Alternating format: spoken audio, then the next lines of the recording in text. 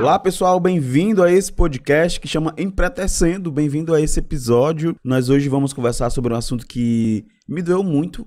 No episódio passado vocês viram que eu comentei, mas eu não queria falar naquele dia porque eu tava muito triste, tava muito abalado, eu precisava digerir melhor essa informação. E hoje a gente vai falar sobre racismo institucional, João Pedro e outras vítimas do sistema. É um tema muito complexo, é um tema que exige muita atenção e, como eu disse, sempre que eu achar necessário eu vou trazer aqui esses recortes, porque eu não posso estar aqui nesse espaço, ocupando esse espaço e não utilizar a minha voz, meu alcance para chegar em outras pessoas e explicar que o assassinato do João Pedro não foi só um assassinato, foi a execução do projeto de um sistema racista que executa crianças, jovens, adultos. Eu sempre gosto de lembrar, eu tenho hoje 27 anos e quando eu lembro de tudo que eu já consegui alcançar, das oportunidades que eu tive, com todas as portas que se abriram, eu lembro que eu tô aqui rompendo, todo dia eu tô rompendo a estatística. Ter 27 anos no Brasil e tá vivo, uma pessoa negra, já é romper a estatística. Ter 27 anos e estar na academia, sei lá, fazer pós-graduação, já é romper a estatística. Estar aqui, dando a minha voz a este canal, a este podcast, também é romper a estatística, porque não era aqui, não foi para esse espaço que eu fui projetado socialmente, historicamente. Mas deixa eu me apresentar, né? Tem gente que chegou aqui e não me conhece, então um prazer. Eu me chamo Eduardo Braga, você vai me encontrar lá no Instagram como EmpretecendoCast, no Twitter como EmpretecendoC e você pode mandar um e-mail pra gente contando o seu problema, o seu caso amoroso, a sua sugestão de tema, por que não, pro empretecendocast@gmail.com e nós vamos ter o maior prazer em responder, em atender a sua solicitação, tá bom? Mas vamos voltar aqui ao assunto deste episódio, que como eu disse, foi um episódio que eu relutei muito, não que eu relutei muito pra trazer, relutei muito pra não parecer apenas um desabafo, porque de certa forma é um desabafo. Eu pesquiso sobre racismo estrutural, inclusive tô com a minha pesquisa pronta já pra ser apresentada agora dia 10 de junho, e é impossível falar sobre racismo estrutural e as outras facetas do racismo a qual nós estamos submetidos sem sentir também essa dor, porque de certa forma toda vez que um preto é assassinado pelo Estado, eu sinto a dor como se um pedaço de mim morresse, fosse enterrado naquele dia. Antes de falar sobre o racismo institucional, antes da gente teorizar isso, antes de eu falar pra vocês sobre do que se trata e mais à frente vou introduzir pra vocês um pouco da minha pesquisa, um pouco do que eu já pesquisei acerca desse tema, eu queria falar pra vocês que o João Pedro ele foi assassinado dentro da própria casa dele, certo? Ele tava brincando e é bizarro porque quando o João Pedro foi baleado dentro de casa, pra quem não tá sabendo, eu vou só fazer um breve resumo, ele foi levado pelos policiais. Eu acho que vale muito a pena eu dizer pra vocês que na casa do Pedro foram encontradas 72 marcas de tiro, 72 marcas de tiro, tá?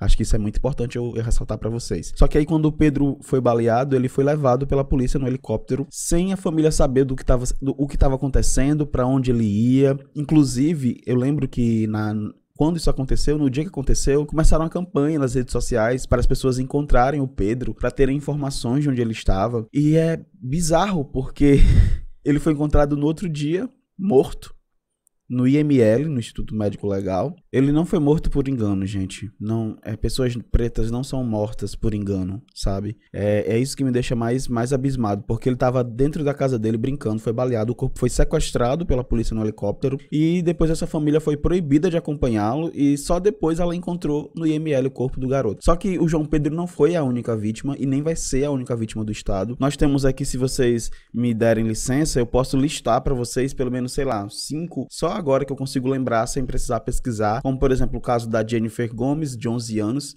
né, em 2019, criança que, sei lá, sonhava em ser ginasta, recebeu um tiro de fuzil no peito. Ela estava brincando com outras crianças em frente ao bar da família e a bala perdida ali encontrou, porque balas perdidas sempre encontram corpos pretos. Outro caso que eu posso citar para vocês aqui sem precisar pesquisar é o caso do Cauã Peixoto, de 12 anos, baleado em 2019 também, saiu para comprar um lanche e terminou morto em um hospital. Tiro na perna, no braço e no pescoço. Posso lembrar pra vocês do Cauã Rosário, de 11 anos, eu tô falando de crianças, tá? Morto em maio de 2019, ele foi atingido por uma bala que encontrou o corpo preto dele, né? Uma bala perdida, entre muitas aspas, tá? E a gente pode pensar também no caso da Agatha. A Agatha, que também foi um caso que viralizou bastante, né? As pessoas comentaram bastante, que ela foi morta em setembro de 2019. Estava dentro de uma Kombi quando foi baleada pela polícia. Eu quis citar aqui apenas casos de crianças pra gente refletir sobre esse discurso de, se esforça que vai dar certo, Você vai chegar lá. Aquele questionamento que eu fiz no último episódio, que é como que a gente vai chegar lá se vocês estão matando as crianças? Que oportunidades essas crianças terão? Como que essas crianças terão oportunidades se elas estão sendo mortas? Ainda crianças. Sabe? Por isso que eu digo que eu estar aqui é ocupar um lugar de romper com as estatísticas. Porque um jovem negro não vive até essa idade comumente. Se você é negro e tá me ouvindo e tem pouco mais de 20 anos, você rompeu a estatística. Agora que a gente já relembrou alguns casos de assassinatos de crianças, porque se a gente fosse elencar aqui os assassinatos de pessoas adultas, de, sei lá, jovens e adultos, a gente passaria umas 3 horas aqui só pra eu dizer os nomes, sem contar a história, do ano passado pra cá. Que são muitas, inúmeras. Mas já que a gente já falou um pouco sobre esses assassinatos, que pra mim não podem ser considerados como números, tem uma coisa que eu tenho me preocupado muito durante essa pandemia, mas era uma preocupação que eu já tinha antes da pandemia, que era não deixar que todas essas mortes nos tornem pessoas insensíveis. No início da pandemia, quando começaram a contar os mortos, né, nos países, né, na Itália, as pessoas ficavam abismadas com os números de morte. Hoje no Brasil morre-se mais de 1.000 pessoas por dia por conta da pandemia, mas aí a gente tá falando aqui de violência, né? Mas eu tô usando o exemplo da pandemia justamente para que a gente não perca essa sensibilidade. Não são só 1.000 e tantos mortos, não são números, são histórias interrompidas. Eu já reflito sobre isso há bastante tempo, porque eu penso exatamente assim. O João Pedro, a Ágata e todos os assassinados pela polícia, assassinados, a palavra é essa, tá, gente? Eles não são só nomes, não são só números, eles são histórias. A gente precisa parar de relativizar a morte de pessoas negras. Ah, mas branco morre todo dia, né? Vai ter alguém pra dizer isso aqui. Mas não nas circunstâncias que uma pessoa negra morre no Brasil. Não é a mesma coisa. Como o título desse episódio é sobre racismo institucional, vocês estão percebendo o meu tom de seriedade, né? Geralmente eu não tenho esse tom de seriedade, mas é porque eu acho que o tema pede isso. Quando a gente precisar brincar, não tenho dúvidas, eu vou brincar. Mas eu acho que quando a gente vai tratar de um assunto sério como esse, por que é um assunto sério, Eduardo? Porque tem gente morrendo por conta disso. Quando o João Pedro foi assassinado, eu fiquei tão triste, vocês não têm ideia, eu fiquei tão triste porque eu pensei, poderia ser minha sobrinha, poderia ter sido eu. Eu cresci numa comunidade com muitas vulnerabilidades sociais e hoje muitos dos meus familiares continuam morando lá. Minhas irmãs, minhas sobrinhas. Minha irmã me contou um dia desses, só pra gente ilustrar essa conversa, que um carro dessas de polícia, um carro da PM passou por frente à casa dela e... É bizarro isso que eu vou dizer. E aí ela disse que o carro ficou parado em frente à casa dela e ela ouviu um disparo. Parece que a arma disparou na mão do policial. Mas balas perdidas sempre encontram corpos pretos. Aquilo me deixou tão assustado. Porque eu sei que acontece todos os dias, mas eu não quero me acostumar com isso. Eu não quero e nem posso me acostumar com isso. A gente tem que se indignar a cada morte. Imagina, minha irmã me contou que isso aconteceu com ela um dia desses. Sei lá, tá com um mês que isso aconteceu. Balas perdidas, pessoal, eu quero que vocês fixem isso na cabeça de vocês. Sempre encontram corpos pretos. Quando eu recebi a notícia do assassinato do João Pedro, porque são tantos, né? Mas o do João Pedro me chamou a atenção porque ele estava dentro de casa. Dentro de casa. Então poderia ser qualquer um de nós. Eu, você, qualquer um de nós. Se você é preto, no caso, né?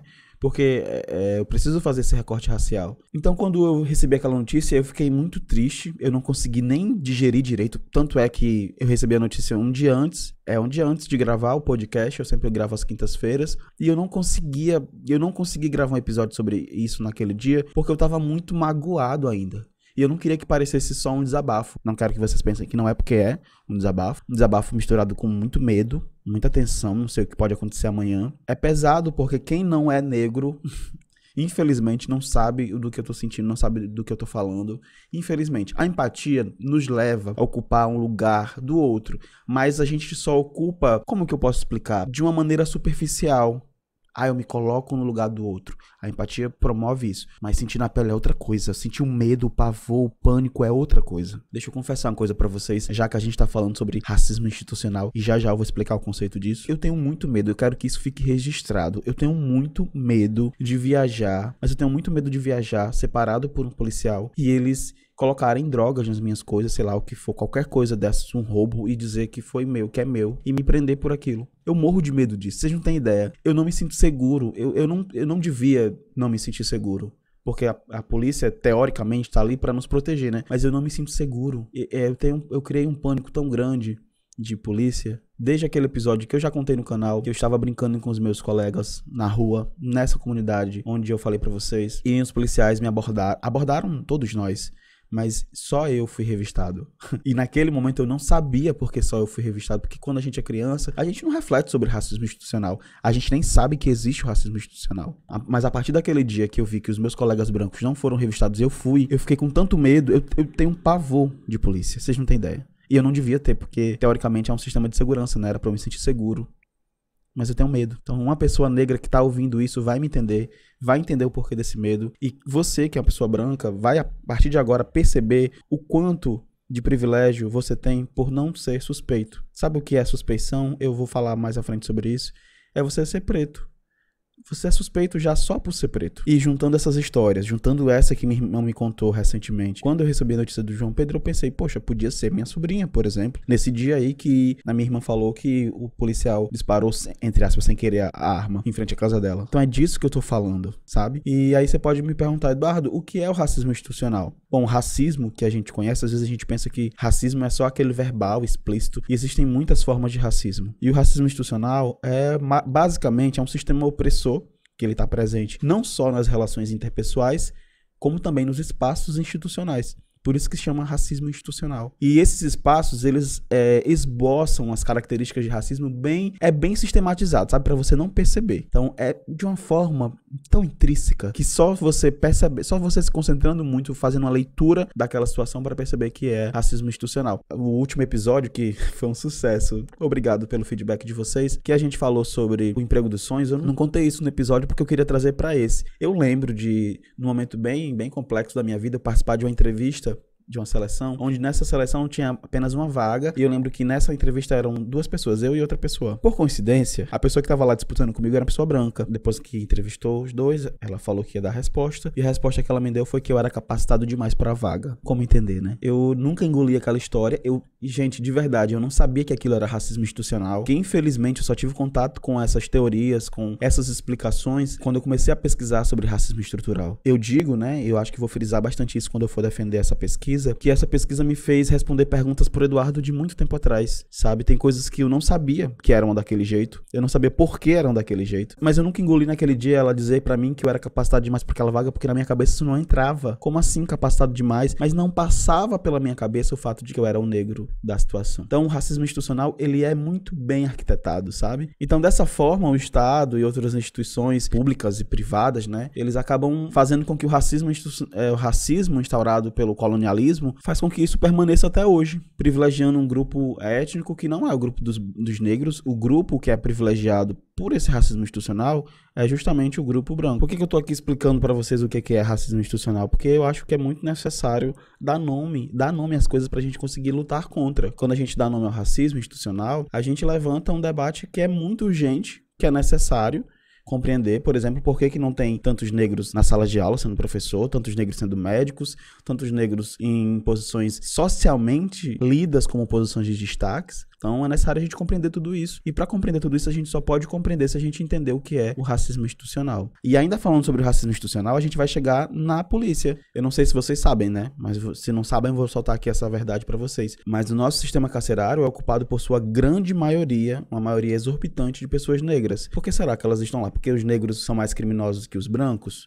Será que é isso? Existe uma forma escancarada de traçar um perfil para um criminoso. Eu li uma dissertação, essa dissertação chama O Racismo na Determinação da Suspeição Policial, a Construção Social do Suspeito. Essa é uma dissertação de uma socióloga chamada Diana Brito, né? Ela pesquisou sobre isso. Quando eu li essa dissertação, eu entendi por que corpos negros são sempre suspeitos. Ela constrói nessa dissertação o que é que os policiais entendem como suspeito. Trajes e modos de andar e falar, ser negro, meu Deus, usar o cabelo no estilo Rastafari. Percebam que para os policiais dessa pesquisa, onde ela realizou lá na Bahia, se eu não estiver enganado, olha como é que eles entendem o sujeito suspeito. Portar roupas inadequadas. Aí eu pergunto para vocês, o que seria roupas inadequadas? O que seriam essas roupas? Olhar várias vezes para um determinado lugar.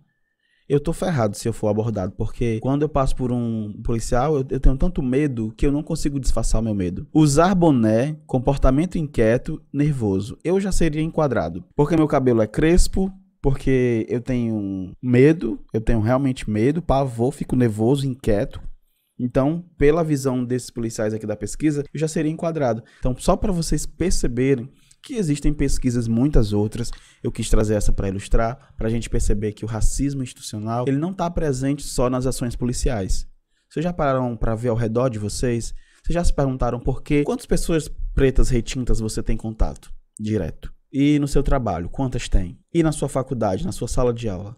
Imagina, eu lembro que quando eu fui fazer história na UES, na Universidade Estadual do Ceará, eu vi que no vestibular eram 40 vagas e uma destinada para negros, nas cotas. Uma. E aí quem não entende de cotas vai dizer que cotas é injusto, que inferioriza negros. Isso é assunto para outro episódio, eu quero muito trazer essa discussão aqui. Eu acho que a academia, na minha concepção, e tem muitos estudos que provam isso, não foi um espaço construído para negros. Muito embora a gente está lá para romper essa estatística, mas isso não foi construído historicamente para ser um lugar de negros. Enfim, gente, o racismo institucional está presente não só nas ações policiais. Claro que a gente precisa problematizar isso. Quem está por trás dessas mortes?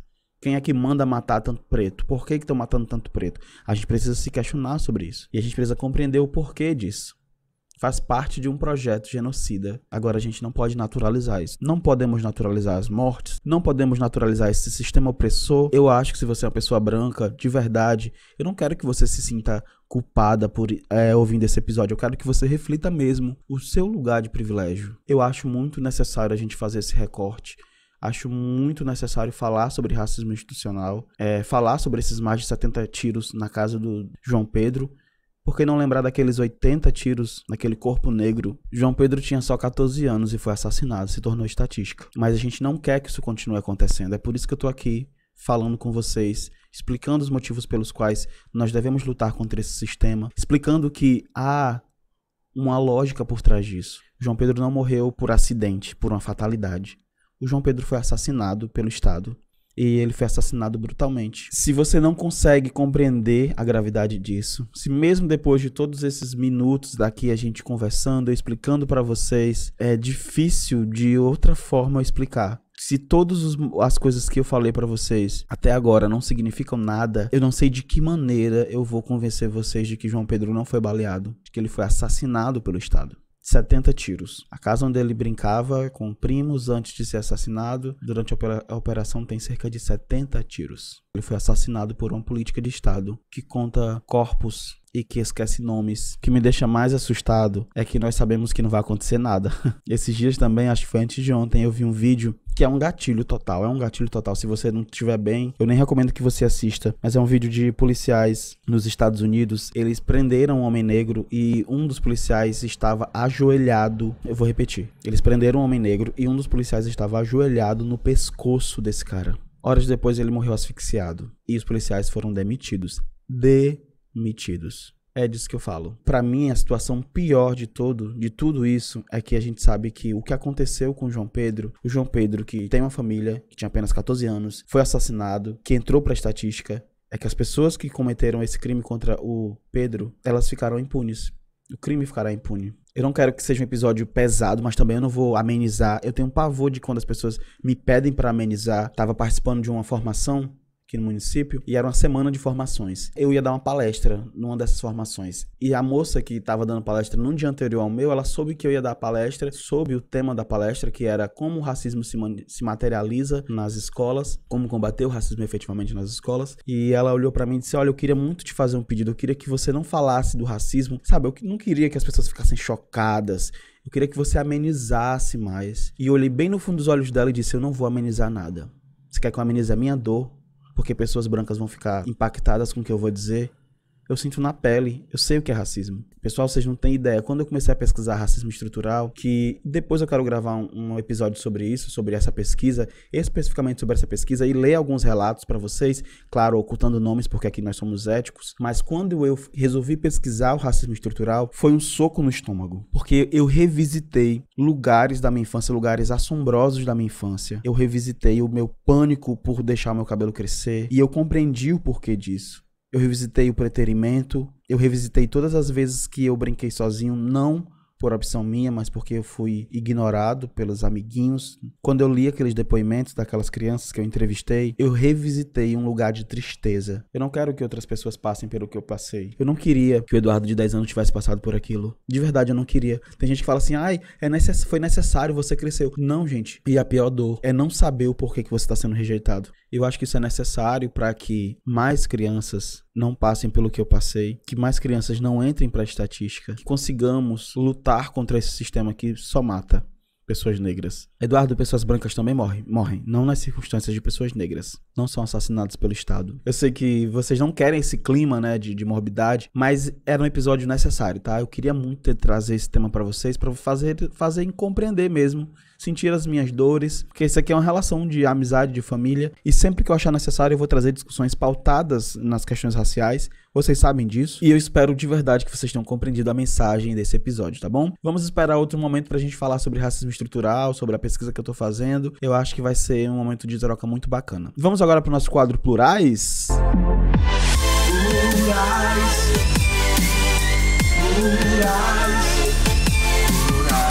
Olha só, na minha indicação, hoje eu vou ser bem sucinto na minha indicação. Eu vou indicar pra vocês um Instagram que tem me ensinado muito, eu acho que ele é muito didático nas publicações e tem a ver com o nosso tema, chama Racismo Invisível.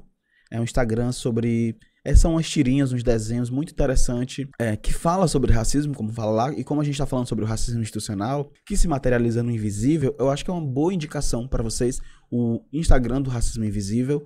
Tem muita coisa lá, tem muita explicação bacana, vão gostar do conteúdo, eu acho que vocês precisam apoiar esses criadores de conteúdo. Eu não sei quem é a pessoa por trás do Racismo Invisível, mas eu sei que é uma pessoa que pensa como eu penso, né, que pensa, que sente na pele. Por isso vale muito a pena vocês irem conferir esse Instagram, tá bom? É isso, eu espero que vocês tenham gostado desse episódio. Eu quero muito agradecer a vocês pelo feedback dos últimos episódios. Quero pedir para vocês continuarem compartilhando o conteúdo aqui do Empretecendo. Me seguir nas redes sociais, você pode me encontrar lá no Instagram como EmpretecendoCast, no Twitter como EmpretecendoC, e você pode mandar aqui o seu recadinho, o seu feedback, a sua carta de amor, sua declaração, o seu pedido de socorro pro e-mail do nosso podcast, que é empretecendocast@gmail.com. Espero vocês no nosso próximo encontro, que é sexta-feira que vem. Até lá. Fui!